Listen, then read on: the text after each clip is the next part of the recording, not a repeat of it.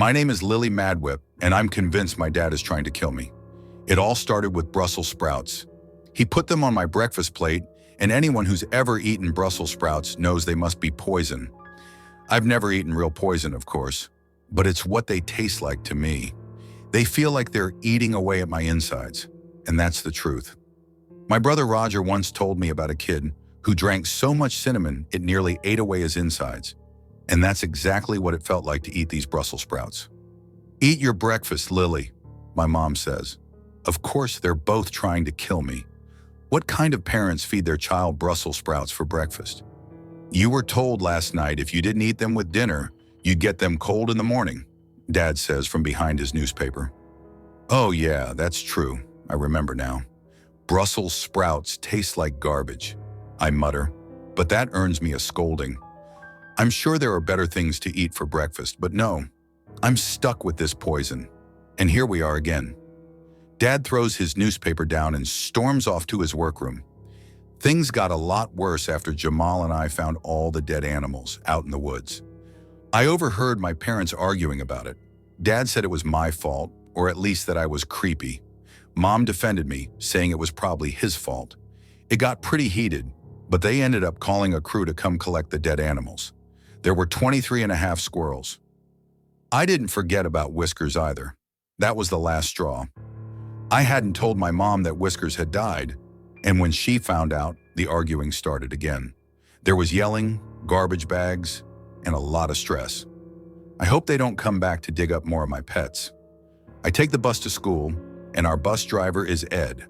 He's been driving buses for 34 years, but not the same bus. He's a funny guy, always talking about his son who works as a layabout. I think that's code for circus performer. He probably shoots trapeze artists out of a cannon or something. At school, I sit alone during recess, watching the 6th graders play kickball. Jamal is playing too. He's always got this haunted look in his eyes after he had nightmares about dead deer and birds banging on his bedroom window. He's going to kick the ball straight at Tyler O'Neill and hit him right in the crotch. Twice. I laugh at that.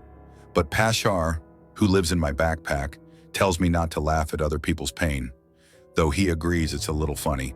There's a new girl in class, Meredith. She's real shy and has burn marks all over one side of her face. The other kids don't know what to say to her, so Mrs. Carter Dogbill, our teacher, prompts us to say hello, and eventually we get it right. Meredith sits next to me because honestly, nobody else does. She's got a weird melted Barbie doll named Nathaniel, and when I ask if it's an angel like Pashar, it says yes.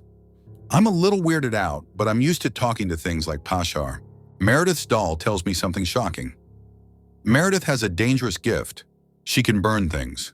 Meredith accidentally burned her parents to death, and now she lives with a foster family. The doll says she's sad, but tells me that if Meredith gets angry, I should run.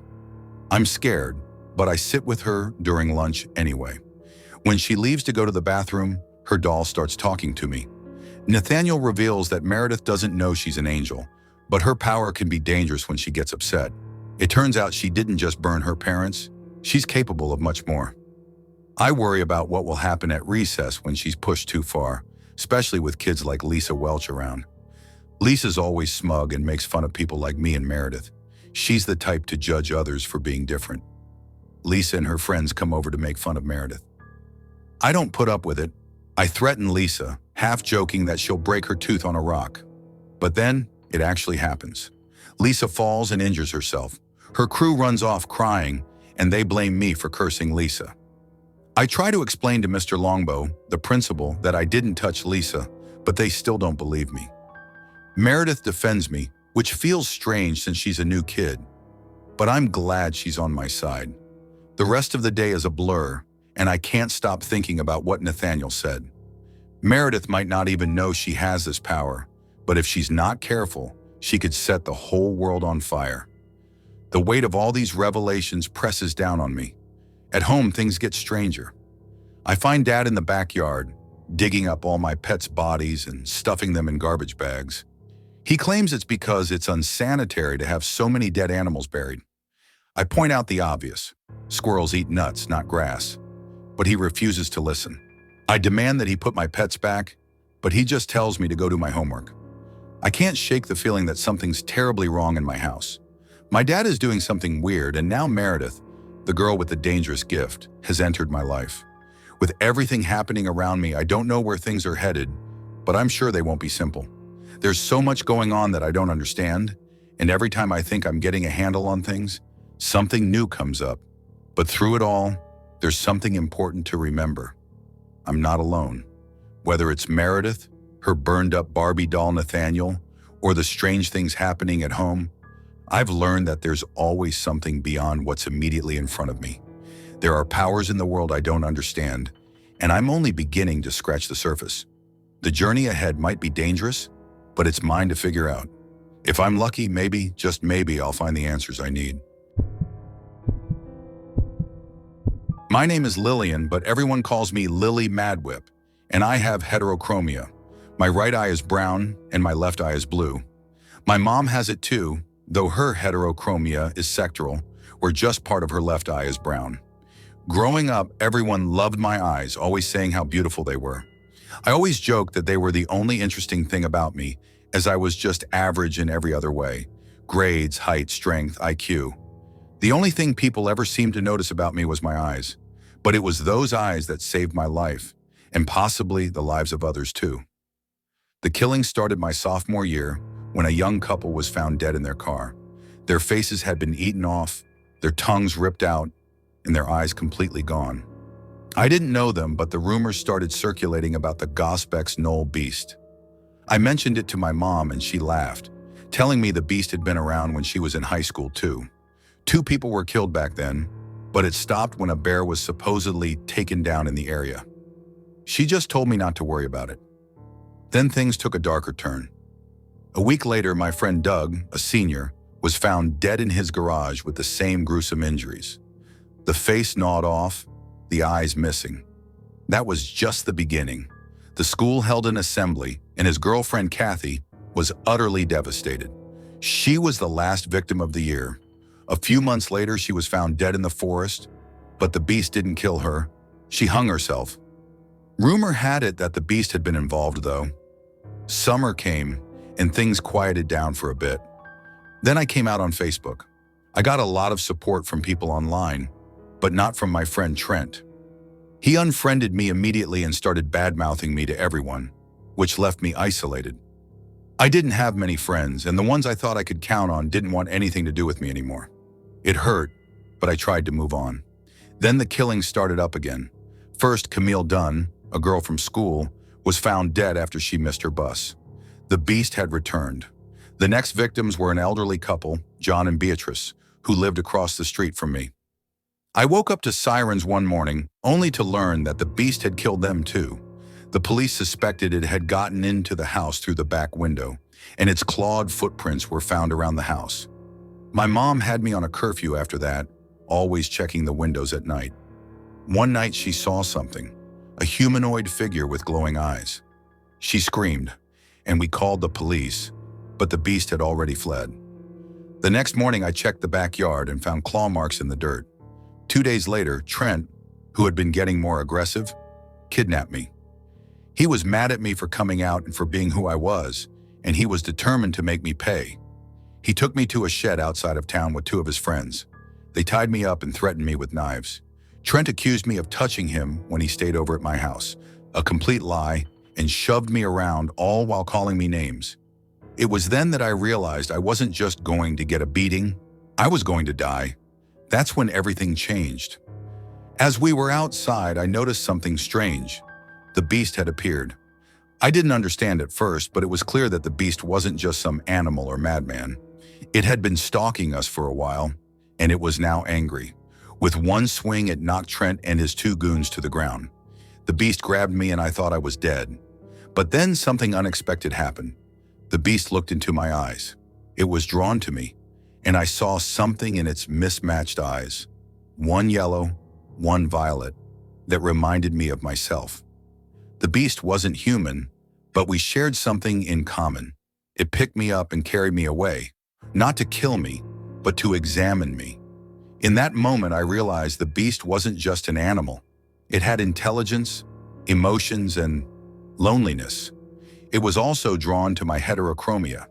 It seemed to understand that we were connected somehow. When I woke up, I found myself in a cabin, and Trent was hanging in the corner, horrified. The beast was examining his face, slowly carving into it. I thought I would die right then, but the beast seemed fascinated by me. It asked about my eyes, comparing them to its own. And when I made a comment about how it looked good, it shocked the beast. It pulled me into an uncomfortable hug and wept, telling me it had thought it was the only one like it. The next thing I knew, the police showed up. Apparently, someone had called 911 from my phone and told them where to find me. Trent and his friends were found butchered, but I was alive. Somehow, I had survived. I went to Trent's funeral even though I was still reeling from everything that had happened. His sister apologized to me for what he had done, though she didn't know the full story. I didn't tell her how close I had come to being a victim of his twisted plans. After everything, I found mussel shells on my windowsill. I took them inside, thinking of the beast. There are other things too: snake skins, rocks, glass beads. The beast has been leaving me gifts. I haven't seen it since that night, but sometimes I catch a glimpse of those mismatched eyes glowing in the backyard, watching me from afar. It's late and I'm doing my usual thing, sitting in bed, scrolling mindlessly through TikTok. A bad habit, I know. But here I am and you're reading Reddit, right? We all have our distractions. I flick past the last watched video, a cat wearing a melon helmet, and a live feed pops up. It's dark, with torches or headlamps casting a strobing effect in some old building. Ghost hunters or something, I assume. Not really my thing, but I don't scroll away. Something catches my eye. A framed photograph on the wall. It's my grandparents, on their wedding day. I freeze. I know that photo. I spent hours staring at it as a kid, visiting their farmhouse. It was my favorite. I look at the handle of the account, Aben0 XPL0305. I make a mental note to check out their page later, but right now I can't look away. The feed's still on my screen, and this could disappear any second. The camera moves deeper into the living room. I can barely breathe. The place is falling apart. The leather armchair is sunken in and torn. The exposed stone fireplace is cracked and warped. I know this room like the back of my hand. My grandparents used to keep lucky horseshoes above the mantel, polished, glinting in the firelight. Now they're scattered on the hearth, dull and lifeless. The person holding the camera speaks. I almost don't hear him as I'm caught up in the storm of memories, but then I hear what he says. "There's so many horseshoes around here," he comments. "They're everywhere. Over door thresholds, in the kitchen floor, and here above the fireplace. Horseshoes are supposed to bring good luck, but did you know they also ward off evil spirits?" I roll my eyes. Classic TikTok paranormal stuff.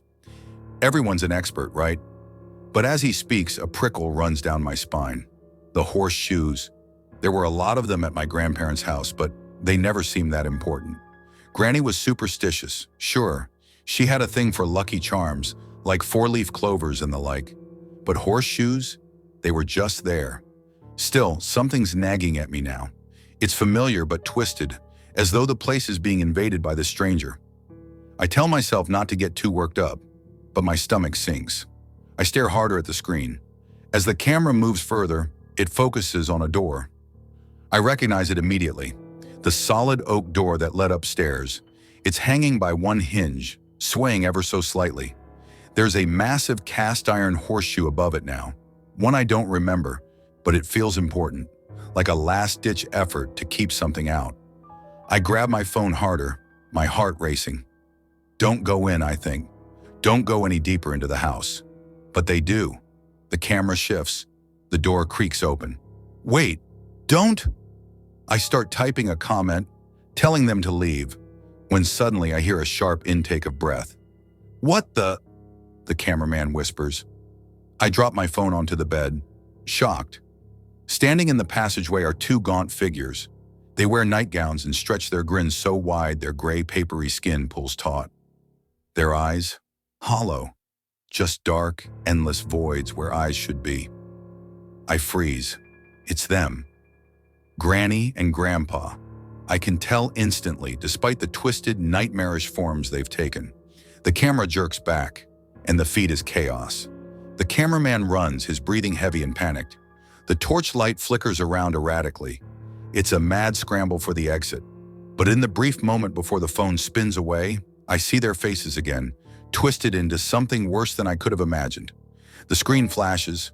I hear an ungodly screech. The feed cuts off. I sit there stunned. I tap my phone screen again and again, hoping the feed will come back, but nothing. Gone. Vanished into thin air.